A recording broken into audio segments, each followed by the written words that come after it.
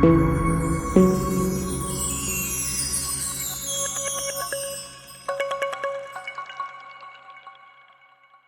بيكم في حلقة جديدة وكتاب جديد. كتاب ثق بنفسك وحقق ما تريد هيناقش بشكل أساسي إنك تقوم وتقف على رجلك مرة تانية، لأنك فضلت فترة طويلة ملتزم بقبول وضعك الحالي وشعورك بالرضا على اللي انت فيه حاليا، وده هيمنع إمكانياتك الحقيقية من الظهور. لازم تكون واثق بنفسك قبل ما تسعى لتحقيق أهدافك. مبدئيا لازم تعرف إنك تستحق النجاح، بعد كده كيفية تعلم الأدوات والأساليب لتحقيقه بسهولة. كل شخص مننا بيبقى عنده رغبة في إحداث تغيير واختلاف في العالم علشان يشارك بإسهاماته ويكون ليه أثر مميز. ففي بداية عمرك بتحلم تزور الأماكن اللي اتعرفت عليها أثناء الدراسة، فتلمح عربية جميلة فتقول لنفسك في يوم من الأيام هيبقى عندي واحدة زيها.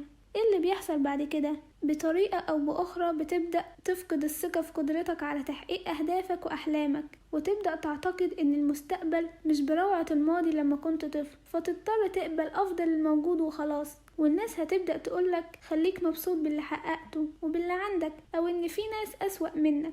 ثقتك بنفسك مش هتتحقق في يوم وليلة، لكنها لازم تتبني بشكل تدريجي. لو كان عندك إيمان بالحاجة اللي عايز تحققها هتقدر تعملها فعلا. الناس اللي حواليك مش هيؤمنوا بأحلامك وأهدافك زي ما انت مؤمن بيها، لأنهم باختصار مش هيفهموا انت بتفكر في ايه. فالموضوع متعلق بإيمانك بأحلامك وأهدافك وثقتك بنفسك بشكل كبير. من أهم الخطوات الأساسية في طريق إيمانك بقدرتك على تحقيق أحلامك وأهدافك هي إدراكك لحقيقة إن مفيش حد ممكن يعمل كده بدالك. انت وحدك اللي تقدر تسيطر على حياتك، وانت وحدك اللي تقدر تعمل التغييرات اللازمة علشان تحقق السعادة والنجاح في المستقبل. في آلاف من الكتب والحلقات الدراسية اللي بتساعدك في رحلتك، لكن مفيش حاجة هتتغير إلا لو بدأت تتوقع الأفضل في حياتك. وهنا مش قصدي علاقاتك الشخصية أو حياتك العملية بس، لكن بقصد الصورة الكاملة، كل حاجة حواليك. فلما تتوقع النتائج الإيجابية هتقدر تخلق الأحداث اللي تساعدك في الحصول على النتائج الإيجابية. فالأمر متروك ليك.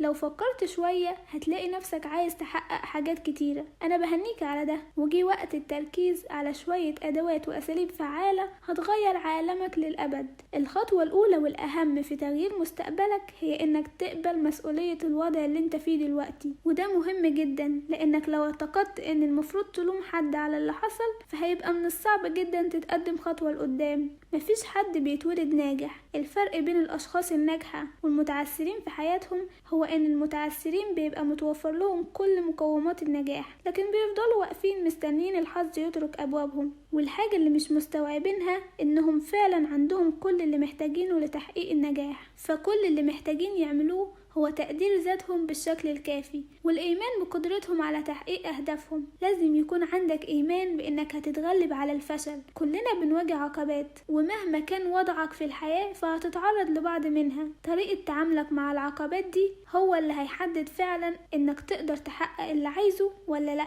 أعظم حب في الحياة هو حبك لذاتك. قرر إنك تستحق أفضل من اللي انت فيه، وقرر ترفع تقديرك لذاتك، وهتلاقي نفسك فجأة في مستوى جديد وبتجذب لحياتك أشخاص وأحداث جديدة ومميزة. الموضوع فعلا بالبساطة دي. فسلوكك في الحياة بيتحكم في المستوى اللي هتوصله، واللي هيساعدك على ده هو إنك تتواصل مع غايتك الحقيقية. تقدر تفتكر إمتى آخر مرة قضيت فيها وقت هادي مع نفسك؟ وهنا مقصودش سماعك للموسيقى أو مشاهدة التلفزيون، أنا بقصد وقت هادي حقيقي مع نفسك. كل ما زادت مدة الوقت الهادي اللي بتقضيه مع نفسك، كل ما بقيت واضح أكتر تجاه اللي هتحققه، كل ما هتبقى مركز أكتر على غايتك الحقيقية من الحياة. وصولك للغاية بتاعتك أو أهدافك الحقيقية هيحقق ليك السعادة. افتكر الأسئلة اللي كانت الناس بتسألها لك وانت في المراحل النهائية من الدراسة، زي ايه اللي عايز تعمله بعد تخرجك من الجامعة، أو ناوي تكمل دراسات تانية ولا لأ. واحنا صغيرين كنا بنعرف نجاوب على الأسئلة دي بوضوح، لكن كانت معظم الإجابات كانوا أهالينا اللي مشجعيننا عليها، لأنهم عايزين لينا الأفضل دايما. ولما كبرنا قدرنا نفهم ده. فاقعد مع نفسك واسألها ايه اللي بيحسسك بالسعادة، وايه هي غايتك في في الحياة؟ إجابات الأسئلة دي وأسئلة تانية كتير هتلاقيها لما تقضي وقت هادي مع نفسك،